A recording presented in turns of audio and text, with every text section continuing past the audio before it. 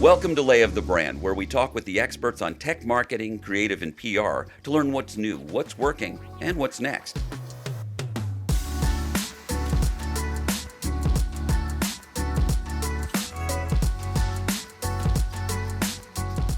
I'm Peter Jacobs with Merit Group. As PR and marketing professionals, we're consumed by the brand reputation of the clients and organizations we represent, but often fail to build our own personal brand. Why is that important?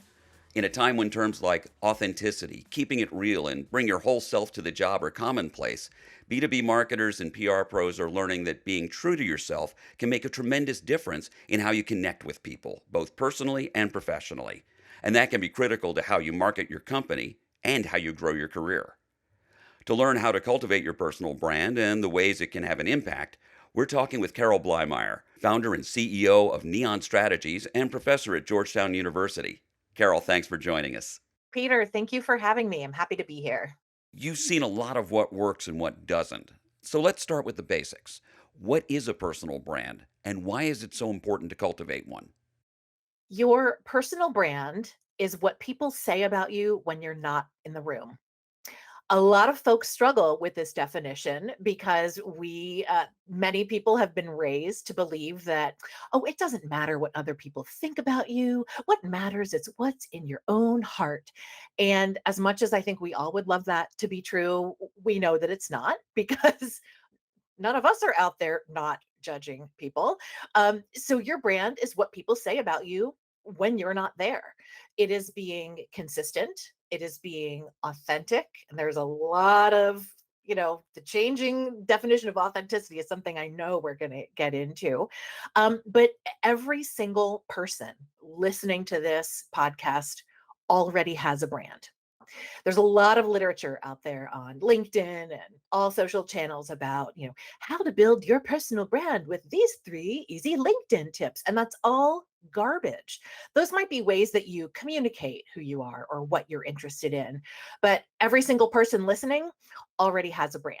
So there are ways in which you can kind of do some perception exercises and really pay attention to what you're putting out there and what people are asking you to do to make sure that you are in alignment with what you're putting out into the world and how people are seeing you. It's really important to understand what your brand is and be very clear about it.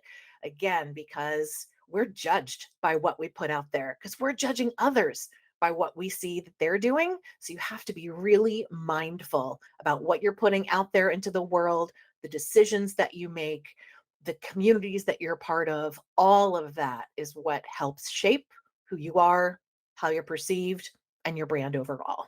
Well, we're in marketing, so let's talk about some use cases. Yes. When does a personal brand come into play? I can think of a few, but I'd love to hear what you have to say about it. It comes into play in almost any experience that you're in. What I talk about with my students at Georgetown is, we often think about your personal brand as only being career focused. Your personal brand and who you are comes into play. Oh, God, I even hate to say this, on dating apps, job interviews, networking, community, cultural, even family matters. Different family dynamics come into play based on your words and your actions and how you put your life out there into the world. But I think it's important to keep our conversation today focused on kind of the professional aspects of not only how your personal brand plays out for you in your career, but then the linkage that it makes to your employer. Because in public relations, it's so rare that we ever get to spend any time on ourselves thinking about our brand. We are all really good at PR because we're really good at putting other people first, other brands first, other clients first. And honestly, we're kind of garbage at doing this for ourselves. And so I always tell my students at Georgetown, like, this one night every week is like, that's me time. You get to focus on you. And most of my students will tell you how uncomfortable that is. That's a sign of a good PR person and a good marketer because you are really good at focusing on other people. But sometimes we have to take those strategies and those objectives and tactics and turn them around on ourselves. Otherwise, someone else is going to control your narrative when you've got to really pay attention to controlling it as much as you can yourself. You started to bring up authenticity, and that's a big part of what we consider someone's personal brand, their real self. but that term is getting so overused and in some cases can come across as artificial. People often have a work persona that's different from who they are in the rest of their lives. So, how do you balance that to be truly authentic and true to yourself? So there are a couple ways to think about authenticity. First of all, a lot of people get authenticity and transparency confused. We all know that person who throws it all out there on Twitter, on Facebook, on Instagram, and they're not shy about sharing every single thought they've had or every single thing that they've had. And they confuse that with authenticity. We don't need to know every single thing that's going on in somebody's life, every single appliance company that you're mad at, or your car dealership that didn't do your oil change the way you wanted it. A lot of that needs to really go away from social media. But thinking about authenticity has changed quite a bit, even I would say in the past 5 years. Seth Godin used to refer to authenticity as doing that consistent emotional labor to show up in a consistent way, demonstrating your character, even when, when people are looking and when people are not looking. And a lot of the ways that he described it is very kind of white dude, tech bro gamification of authenticity. And I think there was a time and place for that because you're right. We do have these different personas that kind of show up in the different aspects of our life. But thanks to the invention of cameras on phones, there's no such thing as privacy at all anymore.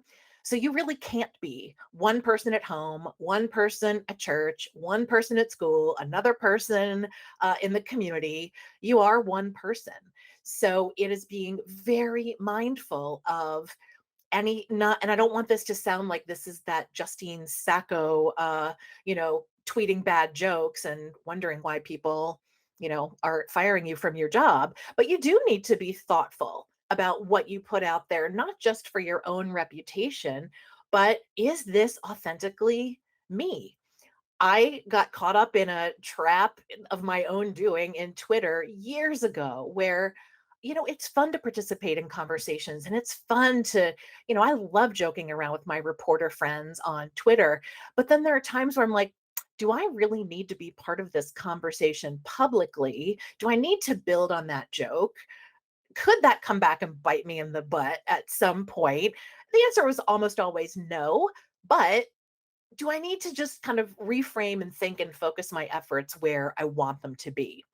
Um, and Seth Godin recently did an interview, I think, with Inc. magazine, where he talked about this newer definition of authenticity, which I think is much more in alignment with where we are as a society now, and that we just want to be seen as a human being. And as much damage has been done to our nation around with COVID and the pandemic and a million other things. The one thing that has come from the pandemic and the way that our work lives have been altered is that, boy, we are seeing each other as complete human beings. You're seeing your coworkers' kids throw their Winnie the Pooh doll at their face while they're trying to manage childcare. You're seeing someone shove a sandwich in their face before the meeting starts because none of us ever have time to eat. We are seeing each other as whole people. And I think if anything good can come out of this pandemic, I'm hoping that we can maintain those newer expectations of what authenticity is, that we want to be seen as human beings. We know that we're all flawed. We've allowed ourselves to be vulnerable in professional situations where that was never permissible before. So I think the definition of authenticity is changing. I think what it really means at its core for PR people and for marketers is that to be authentically you means that you're showing up, you're delivering on your promises, you are recognizing other people for the human beings that they are in that social compact of knowing that they're doing the same for us.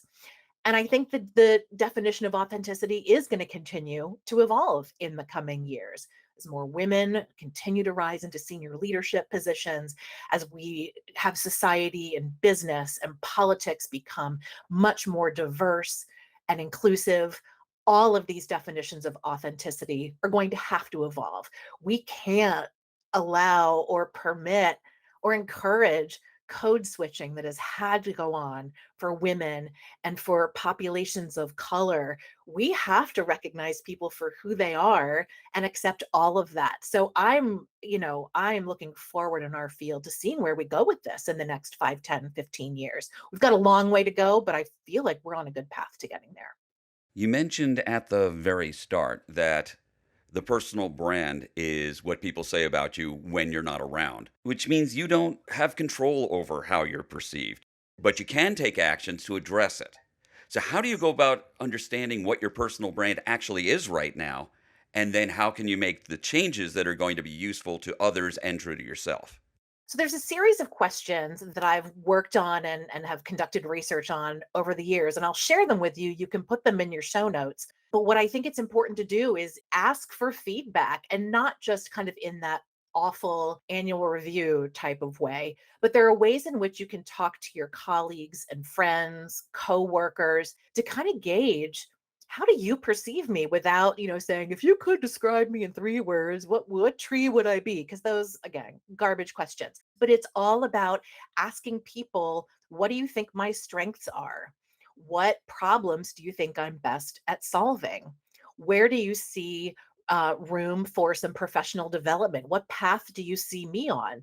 And if you've already kind of defined yourself and you're pretty confident in who you are, and then the answers to these questions come back in a completely different way, you're probably not putting out there into the world the things that you think you are. One of my former students did this exercise in my course, and she was convinced she was this bright, talented young woman at an agency working with CEOs and CTOs in Silicon Valley. And she was convinced that the feedback was going to be rising star, creative innovator, great at ideation, great strategist.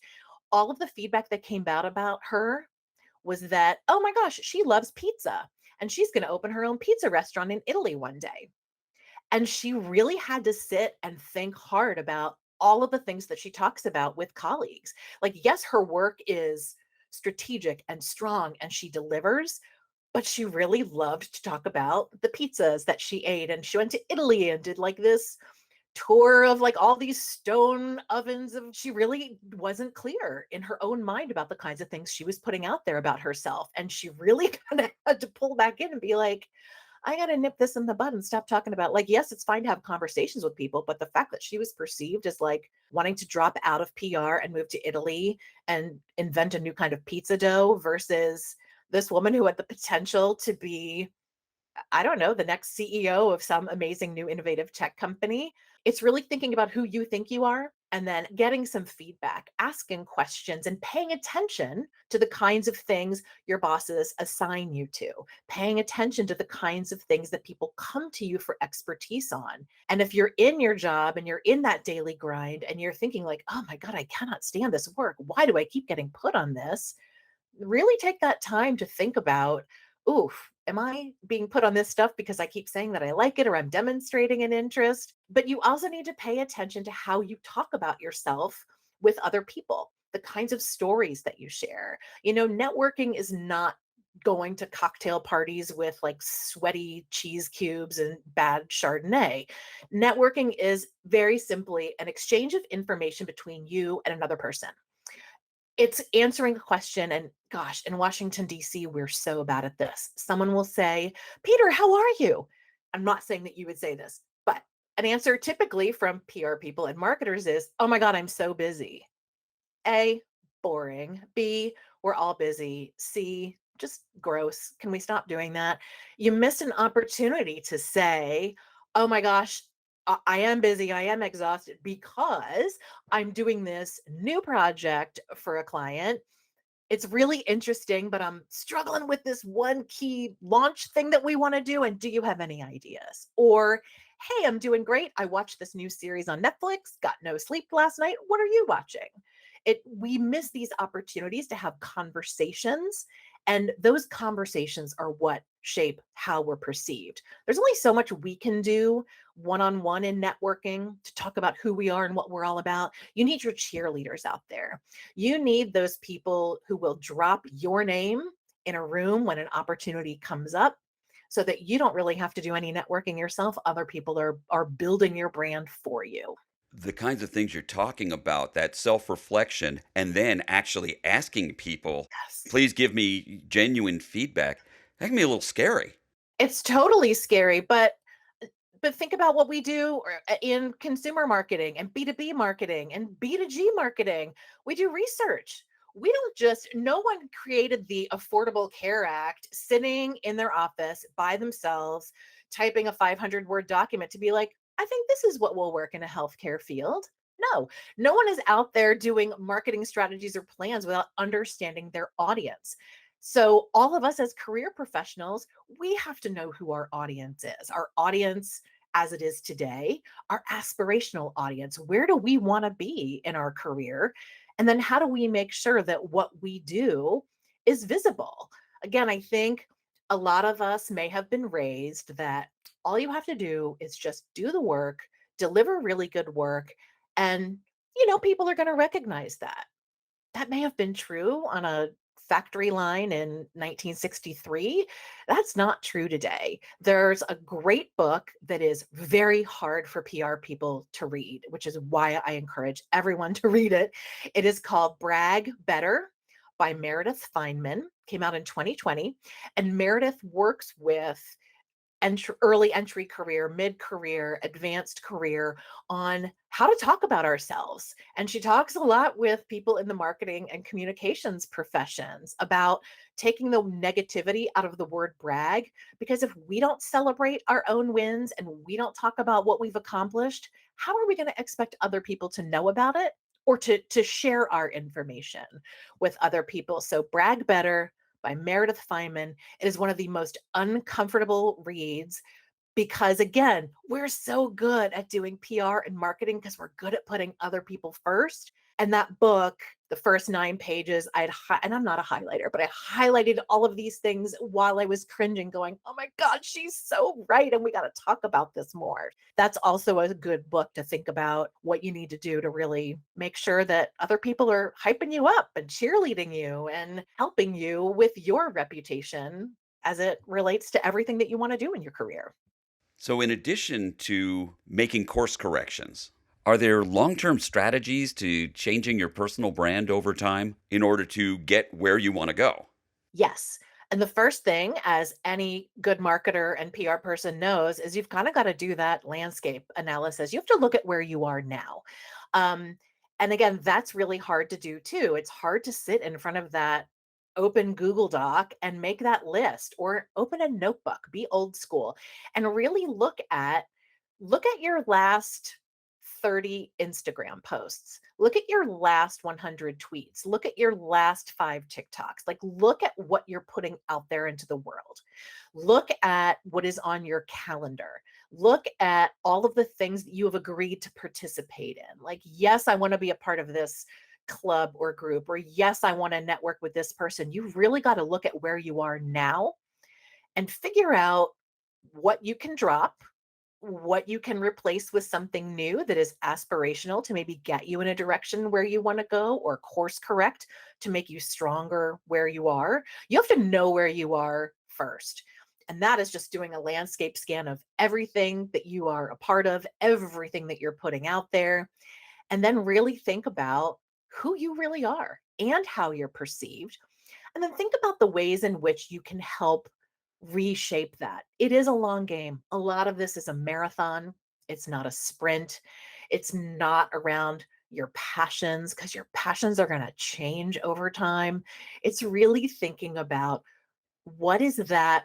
I, I don't want to use the word legacy too lightly, but if I were to be hit by that bus tomorrow, how do I want people to have remembered me? Again, that's a little more morbid than I think any of us wants to think about in our daily workday. But think about how you want people to describe you. What do you want people to come to you for? And then start making those adjustments. It might be that you start sharing different kinds of things on LinkedIn. You might be sharing different kinds of articles and then adding your own 3 or 4 sentences in that blog post part where you actually talk about what you think about.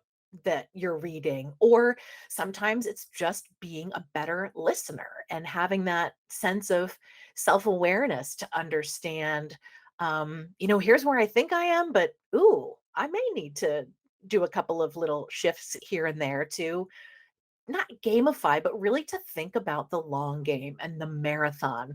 We're so used to seeing, people like any musician. We're so used to looking at celebrity and thinking, oh my God, these people, look at what they've done and they did it so quick and it was so easy. And there's a memoir out by the woman who played Pam on The Office, Jenna, totally forgetting her last name. Sure. Thank you. Her memoir is all about the grueling auditions, the waiting tables.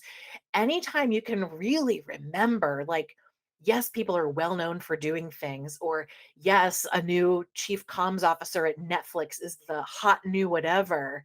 But my God, we need to talk more about all the gross stuff we PR people had to do for years until we got where we are. I think there's an expectation, thanks to social media, that things happen in a blip and a snapshot. And if you're 22 and you're not a vice president, then you're failing. And oh my God, I'm here to tell you that's the furthest thing from the truth. Like, there is a grind. And I think all of us, especially those of us in our mid-level and advanced professional levels in our careers, we got to talk more about all the things that we do to have built where we are today, because all of those little building blocks come together to make that bigger foundation that then launch us to the good stuff. Personal brands can become intrinsically linked to a corporate brand. You look Yes. at Steve Jobs and Apple, Elon Musk and Tesla, for better or worse. How can marketers use their personal brand to support or elevate their employer's corporate brand? And are they linked? They are linked. It's all about reputation. So you can look again, Elon Musk is an example. Elon Musk, for a long time, like, yes, he was quirky and odd, but he was an innovator. And so you looked at Tesla and you looked at SpaceX, and what he was doing was new and interesting and bucked convention and was fascinating. And so those were intrinsically linked. And then the more that Elon shared about himself, or the more that people uncovered about him or felt freer to talk about, um, a lot of what he has exposed about himself reputationally, people take that into perception, and fewer people now want to buy a Tesla because they don't want their money associated or going to Elon Musk. You saw it with the newest Top Gun movie.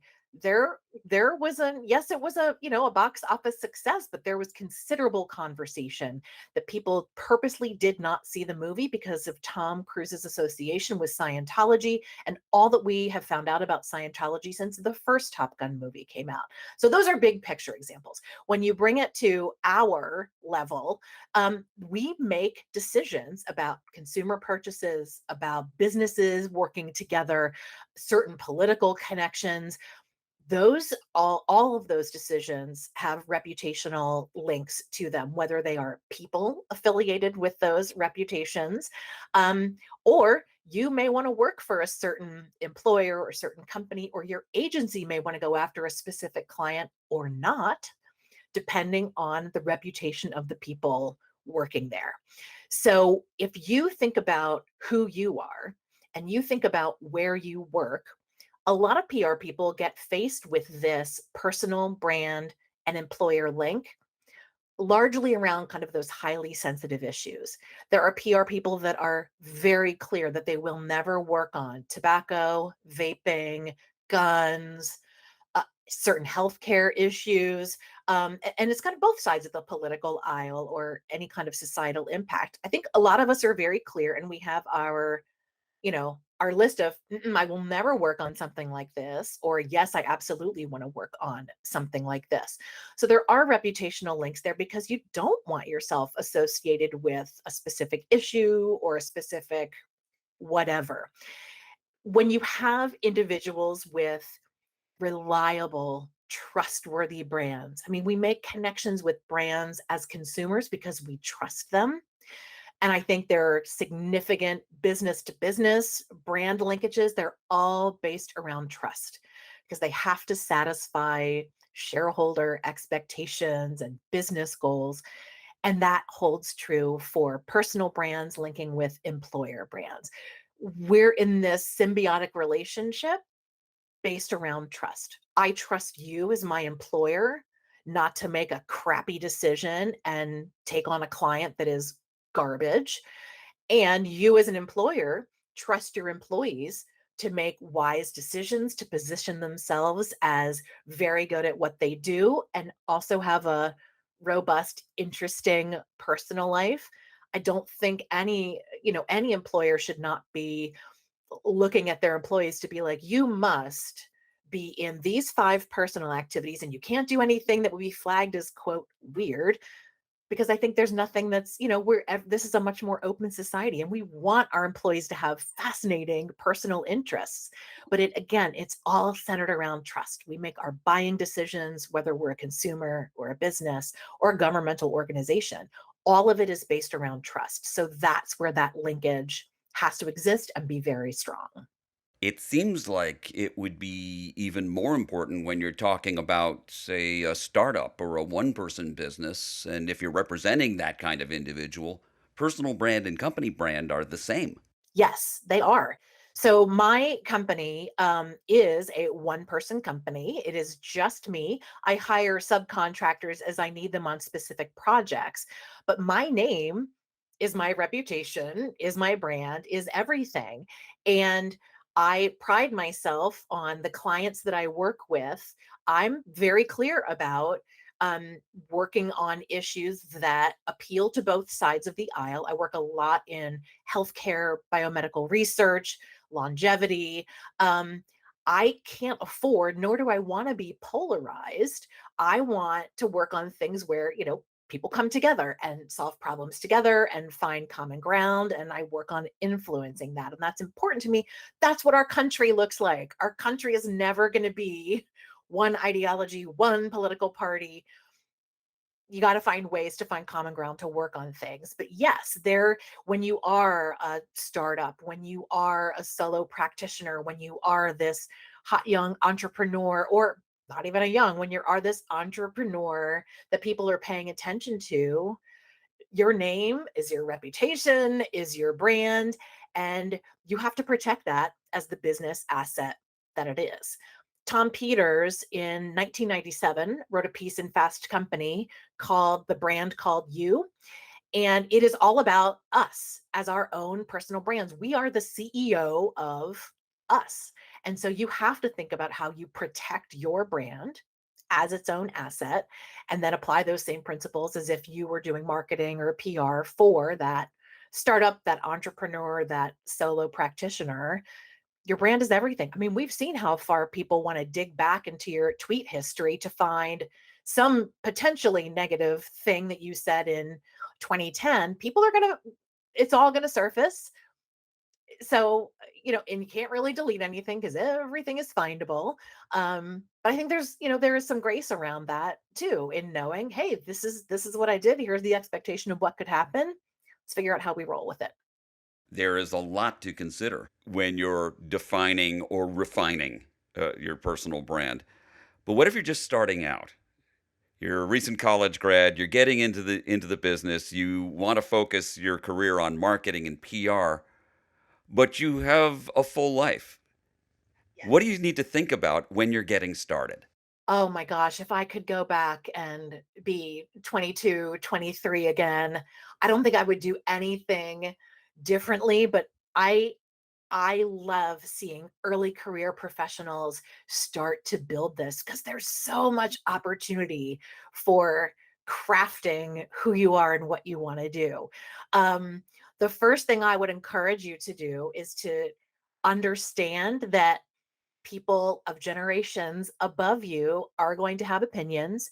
Um, and I think it's incumbent upon those of us in Generation X and the boomers above us to be mindful that generations are different. I would never apply certain standards that my colleagues do. I have a colleague who is a young boomer who, when he is having his PR firm interview new candidates, they do a deep dive on social media And if they can like see you drinking or see you on a beach in a bathing suit, like they don't necessarily want to hire you because they think that puts you at risk. And I think that is the most outdated, I'm insert every expletive here, ridiculous measure of whether or not a person has talent to apply to an organization.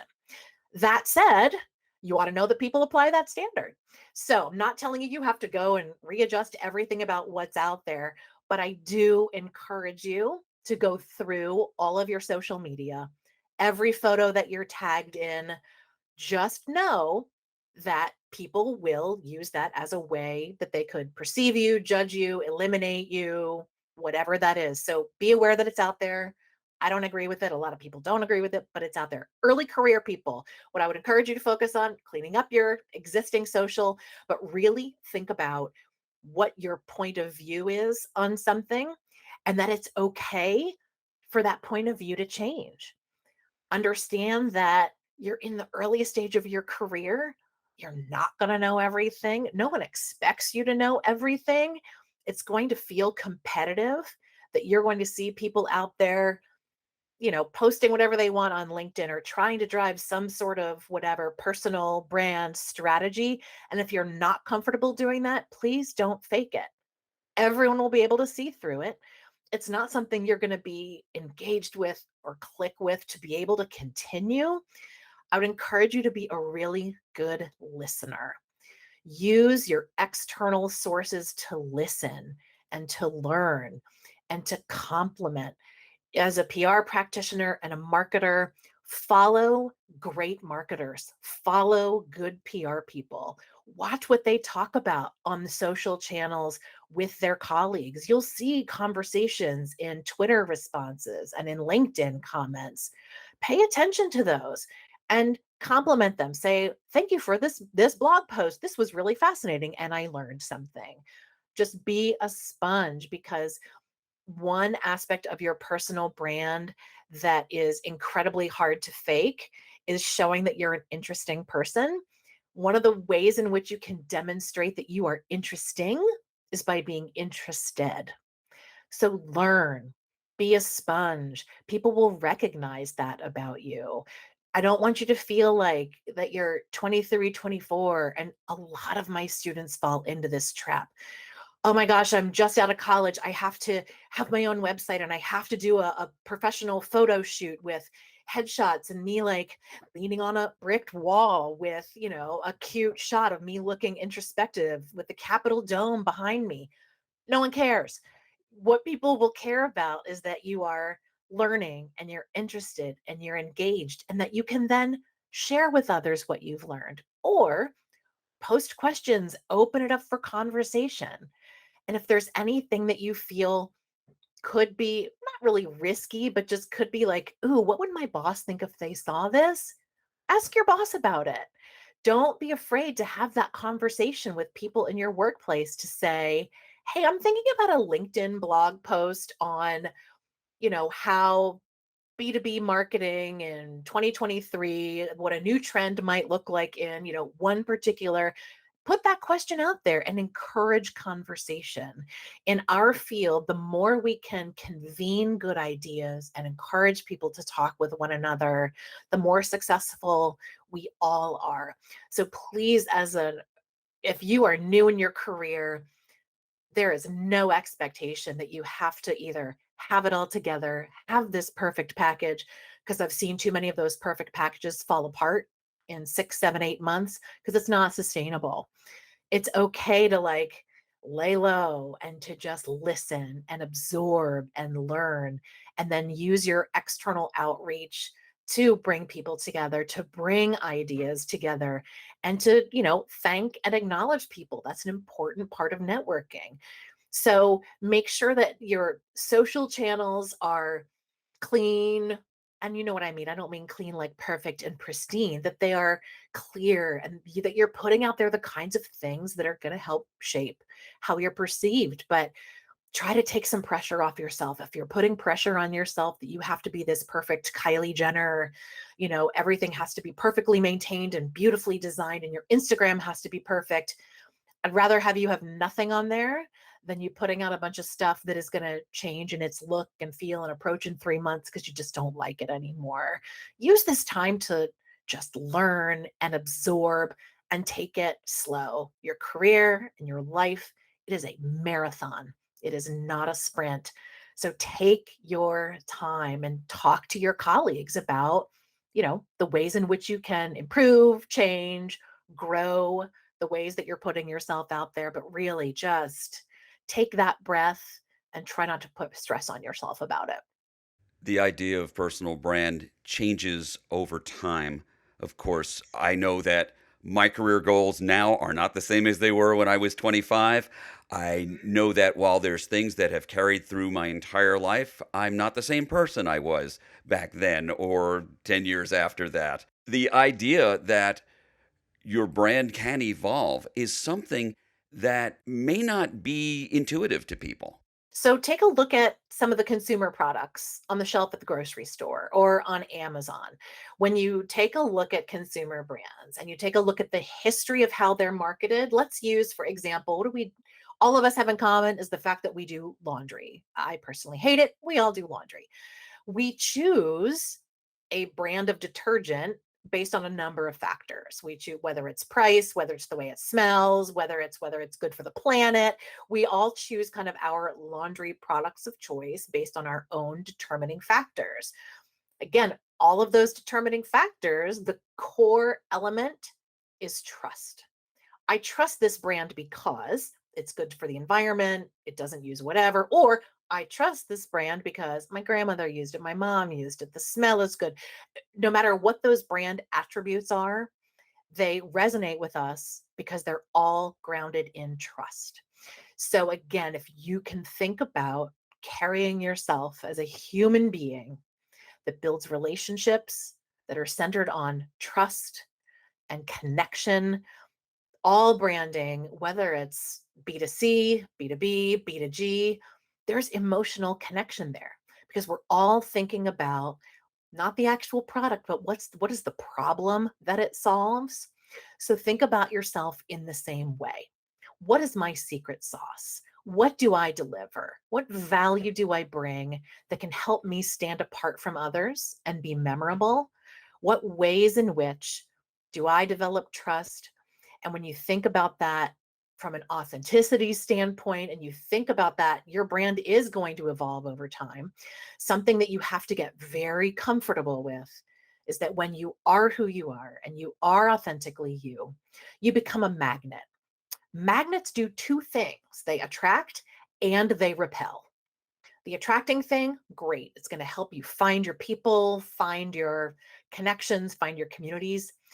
A problem that a lot of people have is that they're not comfortable that they repel because they were either raised to believe that everyone needs to like you or there's something wrong with you, which every parent needs to understand that is not the case.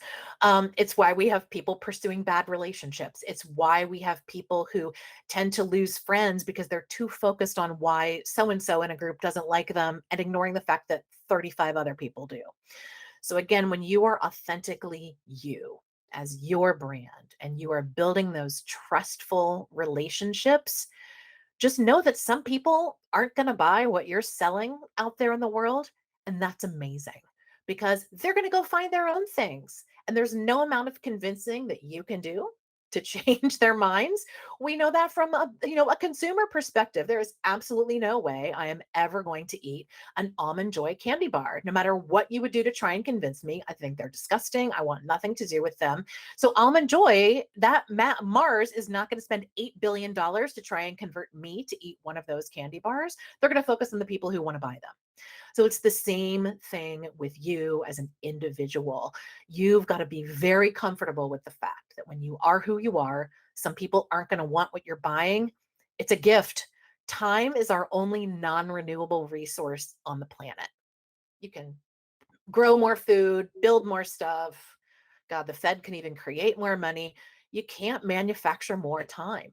So spend your time with and on the people who want what you're selling, and doesn't mean you have to be a jerk to those who don't, but you don't have to chase after them because you're not going to convert them. And it's brilliant.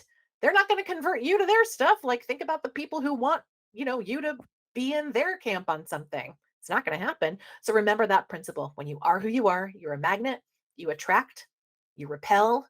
Repelling is not a bad thing. Got to reframe it. You got to focus on where you're spending your time to get the most return for your life. Carol, there is so much to think about. So I even hesitate to ask, are there any last tips or thoughts that you'd like to leave us with?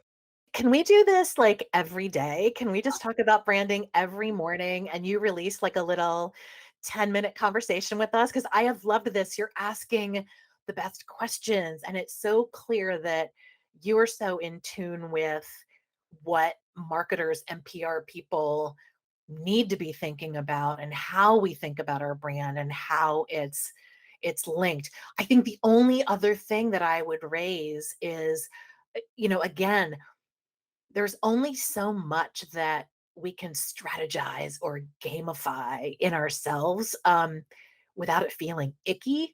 And we've got to be really mindful of the ick and the cringe and not forcing ourselves to do things that put us in that uncomfortable, awkward setting because we're not meant to be there.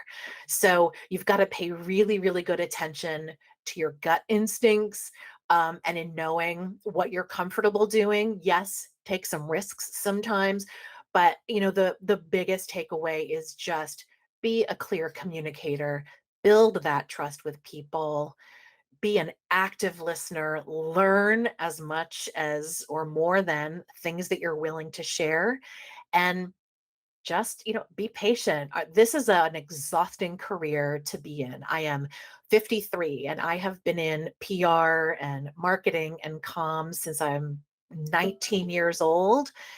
This is a long game. Self-care is very important. And I don't mean like, oh, get a manicure or, oh, make sure you eat less steak every month. Like, that is not self-care.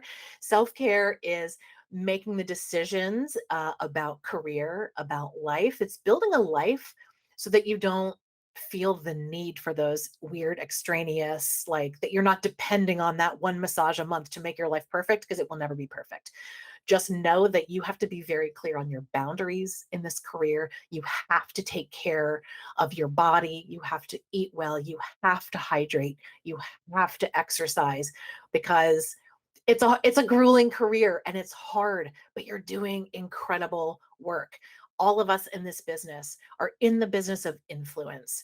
All of the work that I think this listenership, the decisions that we make are all around decisions that are helping American and global families live better lives for the long term. And we have to center ourselves in that and also know that to be able to deliver that great work, we have to have the internal foundation to be able to deliver. I wish I had given myself this advice in my 20s. But for those of you in your 20s and in your 30s, nutrition, hydration, exercise, save money, build a savings account. Um, because you never know when you might need to walk away from a job or an opportunity that conflicts with your values. And that can happen in PR and marketing. But really, take good care of yourself. Make sure you're surrounded by people who, are there for you. You've got good supports, and then be those good supports for other people as well. It is a fun, amazing career to be in, but I don't think people on the outside really know how hard this is, because again, we're so good at making it look easy and so good at making all of our clients and colleagues look amazing that we got to focus that inward on ourselves. I've been talking with Carol Blymire, founder and CEO of Neon Strategies. Carol, this has been a terrific conversation. Thank you so much for being with us. Thank you for having me. If any of you out there want to connect, you can find me on LinkedIn, Carol Blymire. I'm also Carol Blymire on every social channel. If you have any follow-up questions or want to connect, please find me. I'm there to support you. We need good people in this field, so I want to support you all however I can. Peter, thank you, thank you, thank you for having me. And thank all of you for joining us. Lay of the Brand is brought to you by Merit Group, an integrated strategic communications firm that blends the best of PR, marketing, and creative to help our clients tell their stories and build business. Got a topic suggestion or want to share feedback? Subscribe to Lay of the Brand on your preferred listening platform and leave us a review. And please spread the word and tell your friends and colleagues to tune in as well. To learn more about Merit Group and the show, check out layofthebrand.com.